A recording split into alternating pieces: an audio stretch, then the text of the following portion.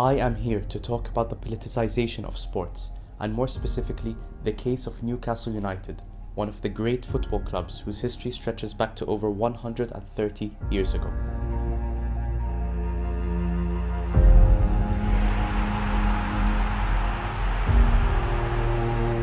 During the PIF's acquisition of Newcastle, the Western press had a field day.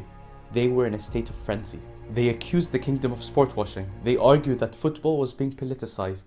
They stated numerously that the government was interfering in the PIF's internal decision-making. It's what's called sportswashing. I'm here to clear it up. You can summarize the PIF's goals in 3 words. Investments, investments, investments. The PIF wouldn't have acquired the football club if it didn't expect a return on investment. That is a fact. The PIF won't achieve their aim of becoming the world's largest sovereign wealth fund, contributing 1.2 trillion riyals to the Saudi non-oil GDP by 2025 without making appropriate business decisions, and acquiring Newcastle is one of them.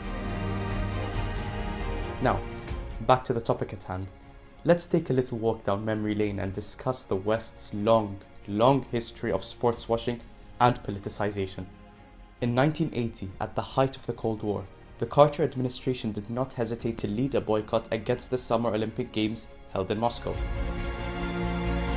Similarly, last year, some Western states such as the US, Canada, UK and Australia boycotted the Winter Olympic Games held in China under the pretext of human rights objection.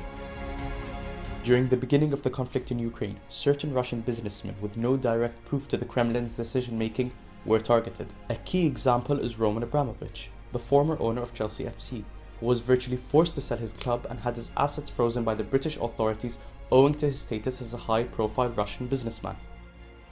During the 2022 FIFA World Cup, we witnessed the most extreme case yet of the West attempting to enforce their values, cultures and beliefs on others, with a blatant disregard for differences. During a World Cup game in Qatar, the Belgian foreign minister who was in attendance wore this armband to emphasize the importance of the LGBT community. Because why should they care about the values, faith and traditions of others if they're upholding this unipolar sphere of their creation? Why should they worry about their own politicization, their own sport washing, if they can condemn others for it? Back to Newcastle.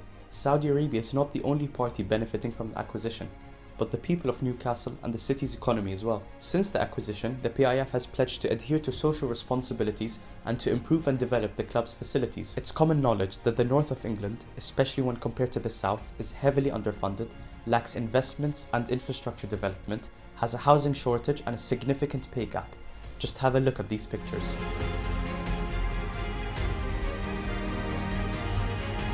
This stretches back for decades, and a notable example would be during the mid-1980s when the British government closed the coal mines of the north. This led to the loss of thousands upon thousands of jobs, led to 11,000 arrests and 6 deaths. So when one of the world's largest sovereign wealth funds aims to acquire a football club, invest in its facilities, create more jobs, support the local economy, what reason does the media have to oppose it other than politicization? Because as I've shown in this video, it isn't us who are politicizing. It isn't us who are sport washing. It's the West.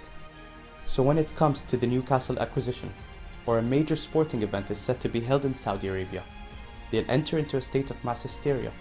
They'll shout their slogans and wave their little rainbow flags because they believe that their principles is the global standard, and that is simply not the case. This is Saudi Topics with Saud. See you in the next episode.